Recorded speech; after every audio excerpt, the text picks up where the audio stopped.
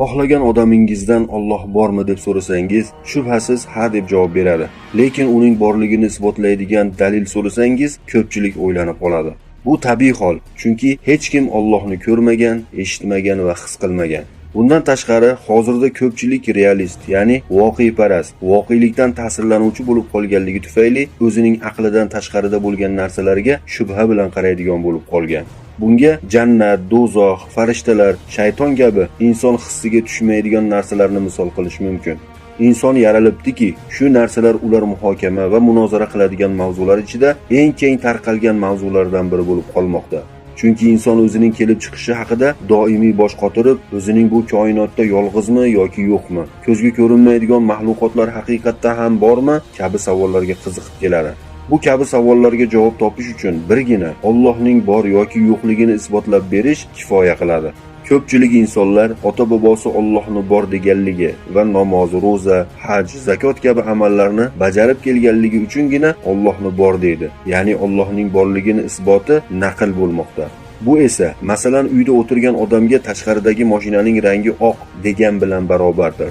Lekin u mashinaning rangi oqligini uyda o'tirgan odam qayerdan biladi? Uni ko'rgandan so'nggina uni tasdiqlashi yoki inkor qilishi mumkin. Shunga o'xshab, Allohning borligini inson o'z aqli yordamida isbotlashi va shunga iymon keltirishi shart. Aks holda u aqliy iymon emas, naqliy iymonligicha qolaveradi. Bunday iymon esa o'ta zaifdir. Bu iymonga ozgina shubha aralashsa ham unga putur yetadi va natijada kufrga olib borib qo'yishi ham hech gap emas. Aslida Allohning borligini isboti juda oddiydir. Atrofingizga nazar soling. Bu yer va osmon, tog'lar, daraxtlar, hayvonlar va o'simliklar, umuman hammasini yaratgan zot bormi yoki yo'qmi? Uzoqqa bormaylik. O'zingizga bir nazar soling. Sizni shunday bir mukammal qilib yaratib qo'ygan kim? Sizga aqldek buyuk ne'matni bergan kim? Yoki siz o'zingizni yaratib olganmisiz? Yoki aqlni o'zingizga joylashtirib olganmisiz?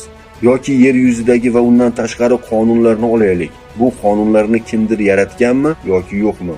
Siz uy qurishdan oldin uni proyektini tuzasizmi yoki qurib bo'lgandan keyinmi?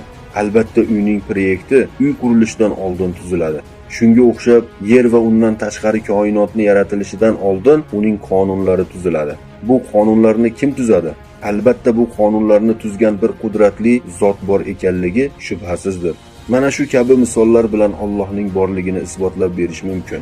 Bu hech kim inkor qila olmaydigan haqiqatdir va bunga aql ham qanoatlanadi. Uning ortidan yuqorida aytib o'tilgan jannat, do'zax, farishtalar va shaytonning borligiga kelsak, garchi ularning borligi naqli, ya'ni yozma manbalarda kelgan bo'lsa-da, aslida ularning borligiga aql asos bo'ladi. Chunki biz Allohning borligini aql yordamida isbot qildik. Demakki, Alloh bor ekan. U zotning bizga vahiy qilgan barcha ma'lumotlari rost va bunga umuman shubha bo'lmasligi kerak. Shunday qilib, biz Allohni aql bilan topishimiz va bizning iymonimiz aqliy iymon bo'lishi kerakligi oydinlashdi. Iymonimiz naqliy emas, aqliy iymon bo'lishi kerakligi o'ta muhim masaladir. Chunki hozirda ko'pchiligimizning iymonimiz naqliy ekanligi tufayli iymonimiz o'ta zaiflashib ketgan. Allohning borligini til uchida aytadigan, lekin qalbimizda haqiqatan ham Alloh bormikin degan shubha bilan yashaydigan bo'lib qolganmiz. Biz Allohning borligini tilda ham, dilda ham tasdiqlaydigan darajada idrok qiladigan bo'lsakgina, u buyuk zotdan qo'rqishimiz mumkin. Shundagina uning buyruq va taqiqlariga amal qilib yashashimiz mumkin.